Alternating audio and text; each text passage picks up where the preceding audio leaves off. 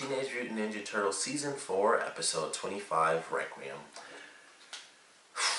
This is a crazy freaking episode.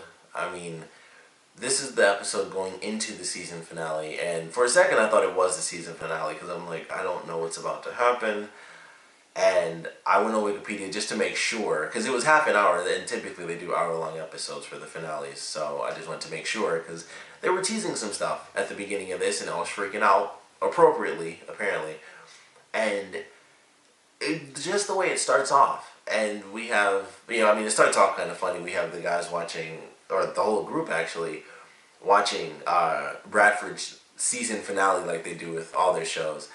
And so they watched the season finale, and it was really, really crappy. Like, the other ones were normally like actual full episodes where they're excited, and this one was just like, oh, well, that was a letdown. And I don't know if that was like a really weird way of foreshadowing what was supposed to happen in the episode, where normally it's like, oh, it's just a normal season finale, and then for this one they were disappointed, and it was supposed to be like a weird out there reference of foreshadow to the end of this episode where you're like upset and disappointed by what you just saw. But it was really funny to watch, and I don't know if this was on purpose, but I'm assuming it was, that they were referencing Master P. Like, I know that the guy was supposed to be Mr. T, but Master P is an actual rapper, so I was like, is it supposed to be like Master P and his son? Because the other person, the kid, was like little something. But I was like, is that supposed to be a reference to Master P and Little Romeo? Like, I thought that was a weird reference. This is in like 2003, but it just made me laugh. I was like, is that what that's supposed to be a reference to? Because he literally called himself Master P. The other dude said Heavens to Murgatroyd, which I thought was absolutely hilarious.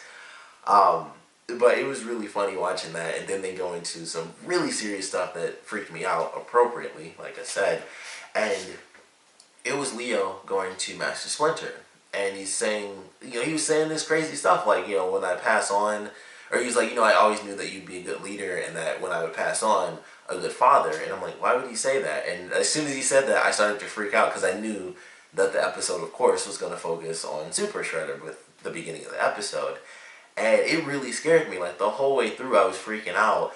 And they're going through, and it just got worse and worse, because, of course, Super Shredder comes in. He goes to the Mighty Mutanimals base, which we find out that's where Karai and Shinigami are holding up.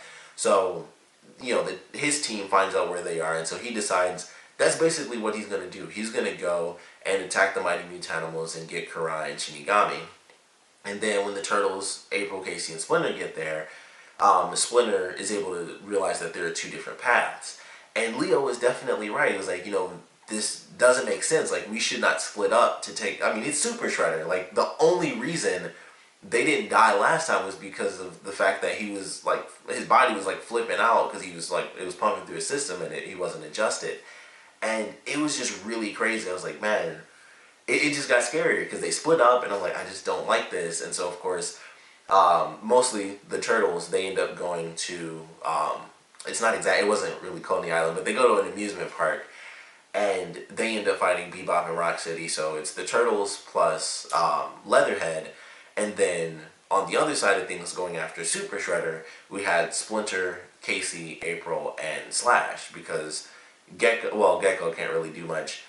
I guess Karai was really badly injured, so she couldn't fight anymore. Pretty much most of the Mutanimals were taken out, as well as Karai and Shinigami. So they weren't up to snuff, to really battle throughout the rest of the episode, because they got destroyed by Super Shredder.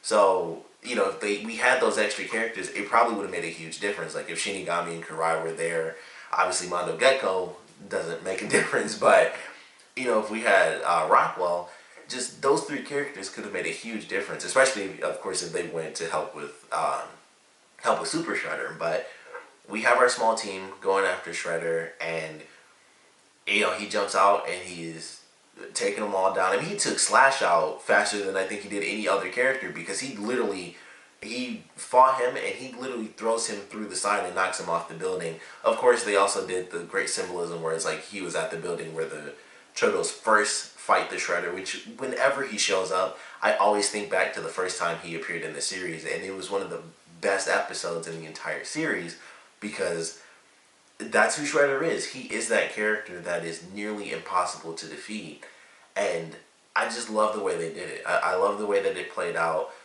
Ultimately, of course, in a sense, I hated it. Story-wise, it was phenomenally well done. It was just a very sad thing to watch. But they're going through and they're fighting him, and characters are getting beat up and stuff. Slash is tossed off the building. He's out right after that. Raph is getting beat up.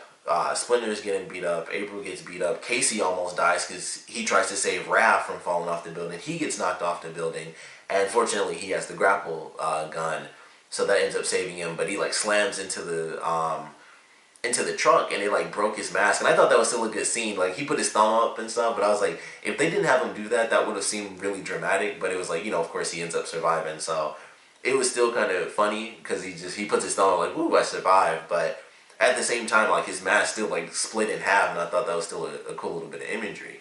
So he's taken out of the fight after that moment, and that's when it starts to really cut back and forth. And so we have the Turtles fighting against Bebop and Rocksteady, and eventually they take them out. They also have Zevver and Razar there, so I totally forgot about them because they showed up for like 2 seconds, really. Like it's weird because I feel like they didn't actually defeat Zevver, but he doesn't show up at the end of the battle. Like Bebop and Rocksteady, they like toy with him because it's like, oh, we lost, and they kind of like stick their tongues out. And I was like, I don't really remember them actually beating Zevver. It seemed like he showed up and then he just disappeared from the fight. They didn't actually show what happened. And of course, with Razar, like Leatherface, I don't think he died, but I thought he died before too when he got hit by that train. And so that dude is apparently immortal, so it doesn't really matter. But Leatherhead like takes him into the water and like sinks him all the way down. So I was like, all right, well he's definitely defeated at least. If a train can't stop him, drowning won't stop him. But I feel like maybe I missed it. Maybe it was a split second, but I feel like Zevver was there. They just didn't show how they beat him exactly. I don't really remember how that took place, but they end up realizing this was a setup. Of course, during that time, that's when April calls Donnie and it's like, hey, we need your help. Like, right now, we need backup. And they try to get there in time, and unfortunately, they make it just in enough time to see Master Splinter get killed, because he does take Shredder off the building, and I'm like, alright, it seems good. I thought that what they were going to do was actually go down at the same time, and I thought they were going to kind of reference some of their other fights, because they've had their back and forth things, and I think it was their second fight that they had when Splinter was fighting, and I think that was the one where he technically lost, when Shredder like slammed him through all those barriers and he left him like in a construction zone or something like that. But he tried to take him down at the same time. It was there's one of the fights where Splinter was trying to take himself out at the same time as Shredder, and I think it was I don't think it was just the last fight they had. I think they did that another time as well, but I thought that's where it was headed, and unfortunately that wasn't the case. And of course, Leo, he looks up and he screams, and Splinter is talking to April and Raph, and he just gets stabbed right through the stomach. Like, he turns around, but he ends up getting stabbed through the stomach, and it was just crazy. It was like a really sad moment. I cried. I legitimately did cry. Like, I had a few tears for sure, because I was freaking out the whole episode, and I was trying to think back to the first time it happened, when the Turtles went into space in, well, I guess technically in this season. But I was trying to think, how did I feel when that took place? Like, how did I feel when that first happened? And it was still a crazy moment, but I think because they went back in time, I wasn't as bothered by it. It was still a crazy scene, mostly due to the fact that it was Shredder killing Splinter and literally sacrificing the entire planet. And that made it even crazier that he would have done that. So there were multiple elements to just how insane that moment was. Like, he would literally destroy the planet just to get revenge on this guy. But this was really sad. This was like just 100% sad. There was no time travel. There wasn't like, holy crap, we just lost Master Splinter, but we're going back in time 6 months to save the planet, which means of course they'll save Splinter. This was just, Splinter is gone. Like, he gets stabbed, and that was it. And of course, April, she kind of goes like her Super Saiyan mode, which I thought was interesting that that's what they were doing. Every time she would like really use her power, her hair would go straight up. And she loses it at the end. I thought it was going to be a bit more intense, because I thought there would be like some residual dark effects there or something with her experiencing that. But she does tap into some dark energy, because she sends him flying off the building. And I love what they did with the reference to the movie, because they ended with, it was actually oddly reversed because, of course, in the film, for those of you who somehow don't know, in the first film when they beat Shredder, it's just normal Shredder and he falls into the thing. But I like the way they did this, and it was, of course, it was Super Shredder instead, but he falls into the garbage truck, and Casey pulls the lever, and he's like, oops. But it was a bit more serious in this case, for sure. And it's supposed to, like, crush him. And I wasn't sure if that's what they were going to do, because I'm like, it's Super Shredder. Of course, it made me think of the movie as well, because that was the second movie where he was Super Shredder and he died. Like, he survived as a normal human being in a trash compactor, but he died as, like, Super Shredder under a dock because some logs fell on him and stuff. So it made me think of that for sure. I was like, it's kind of blending both those endings together. It's like, oh, it's the first ending, but logically it makes more sense because he's Super Shredder now compared to the first movie where he should have died. So it made a lot of sense, but of course he ends up surviving that as Super Shredder. And, the team takes Master Splinter and they're going to do something that I probably might make me cry again in the next episode, doing a funeral for him. But really good episode. Very, very sad ending. And I figured they were, because they were putting those words. It was like, once I pass on and that stuff, like as soon as he said it, like I said, I was like, I don't like this. Like, it's freaking me out, and I know Super Shredder's coming in. If anyone's going to do it, it's going to be Super Shredder. So I was really scared, and of course, that's exactly how it ends up playing out. So it was a very sad episode. Like I said, for me personally, it actually did make me cry, for sure, at the end sequence, because I was just dreading it the whole time. Like, I hope that this doesn't actually happen, and it did.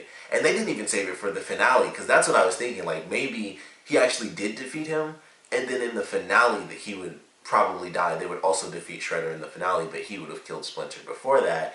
But it was like, no, like before the finale, he kills Master Splinter. So I don't even know what to think for the finale. I mean, most of the Mutanimals are out. Karai is messed up. Shinigami's messed up.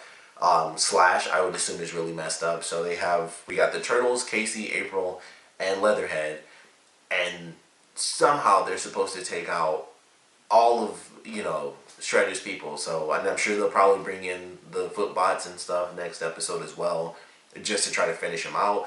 But Super Shredder himself is more than enough to take on everybody. So he's got himself. Plus he still has the rest of his team, minus Razar, possibly, depending on how they decide to do that. But it was just a heck of an episode. Not what I was expecting, but it was a crazy one, to say the least. But I would love to know how you guys, or what you guys thought about this episode in general. So please comment below. Let me know your favorite parts, your least favorite parts, which I can probably imagine that for this one. But I obviously have to ask how you guys feel about them. I would assume this is the official death of Master Splinter, and it's weird. I was thinking about that. I think it was like a few weeks ago. I was just thinking, like, how long is Master Splinter going to be in the series? Because that's kind of just his character. He kind of just lives. And I thought about that, of course, during the episode. It's just like, how long does Master Splinter really go on during, like, just the canon of the story? Because I don't really read the comics, but Master Splinter is always there. Like, the Turtles get older and older, but he's always there. Like, they defeat Shredder a million times. Master Splinter is never officially killed or anything like that. He's always alive. And it was just interesting thinking that, like, fairly recently, like, man, I wonder how long he's truly going to be in it, or if they'll switch that up. And they did it. They ended it in this episode. So I don't know if that's a permanent thing that we should be expecting, or if there's going to be something that happens where they are able to bring him back. Maybe Fugitoid will come in and there will be something there. I mean, maybe not time travel again, but maybe just something else. And we do get Master Splinter back in the next season, or maybe they'll do a whole season of the Turtles without Splinter. That would be very interesting to watch. But next week is our season finale. I don't know what to expect from it, but I'm definitely looking forward to it. A really random side note that actually has nothing to do with the episode. When I was looking to see if this one was the season finale, for whatever reason on Wikipedia, it said that these episodes, like the last couple that we've had for this season, they actually premiered in, like, South Korea last year, which I thought was very interesting. And it made me wonder why it took so long for the episodes to come out. Like, do they have lesser standards so they don't look as good? They didn't look as good when they premiered back then, or what the case was.